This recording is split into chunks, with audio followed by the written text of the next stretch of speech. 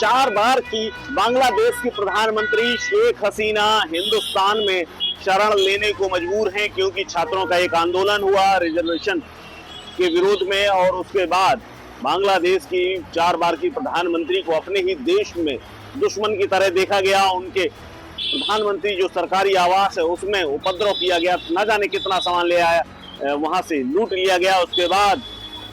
प्रधानमंत्री तक को खुद अपना ही देश छोड़ करके भारत आना पड़ा। आखिर भारत उन्हें आना क्यों पड़ा ये तो सब जानते हैं, लेकिन हिंदुस्तान की गवर्नमेंट ने आखिरकार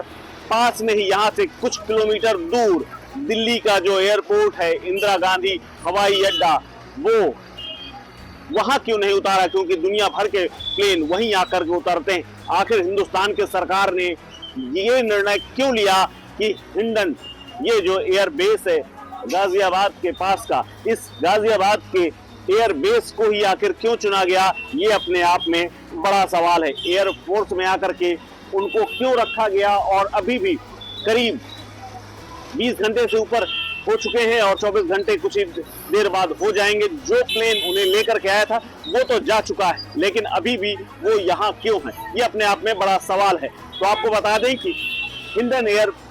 ये जो एयर पट्टी है जो यहाँ की, वो दिल्ली एनसीआर और आसपास के इलाकों में सबसे सुरक्षित एयरबेस में से एक है। इसके अलावा दिल्ली का जो एयरपोर्ट है वो देश में मुंबई के बाद दूसरा सबसे व्यस्त एयरपोर्ट है, जो कि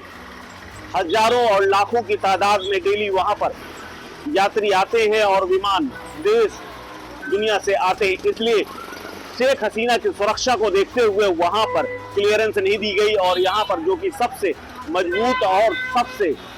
सुरक्षित जगह है वहां पर उन्हें उतारा गया। खास बात ये भी है, ये एयर बेस में यहाँ पर 24 घंटे सुरक्षा व्यवस्था और एयरपोर्ट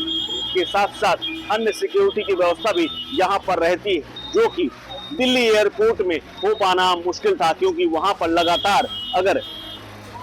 शेख हसीना को वहां उतारा जाता तो वहां से बाय रोड किसी जगह में ले जाना पड़ता, वो काफी रिस्की था। और इसीलिए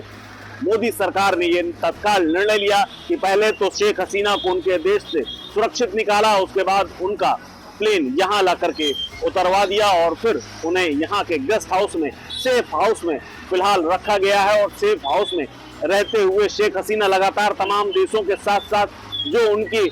एम्बेसी है, बांग्लादेश एम्बेसी जो कि चाणक्यपुरी दिल्ली में है, वहां से तमाम अधिकारी यहाँ आकर के मिल करके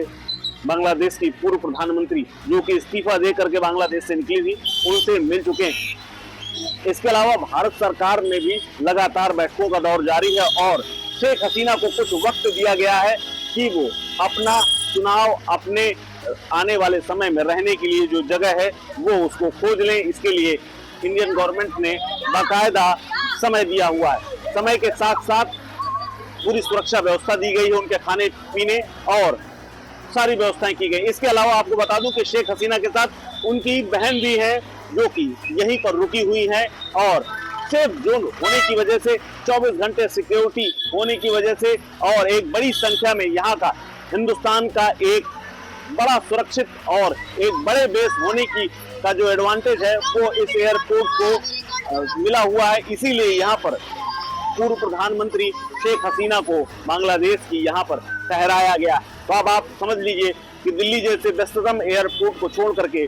जो कि सबसे ज्यादा एयरपोर्ट और सबसे ज्यादा फ्लाइट वहां से लैंड और उड़ती हैं, उसको छोड़ करके यहाँ पर उन्हें आखिरकार क्यों लाया गया है। यानी हिंडन का जो एयरपोर्ट है, जो यहाँ का जो एयरबेस है, वो देश के सबसे सुरक्षित और सबसे मुफीद जगह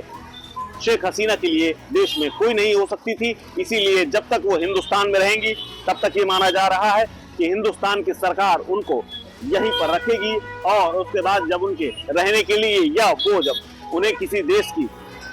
क्लियरेंस मिल जाएगी उसके बाद वो यहाँ से रवाना हो सकती है। वन इंडिया के लिए हिंडन एयरपोर्ट से कुलदीप द्विवेदी।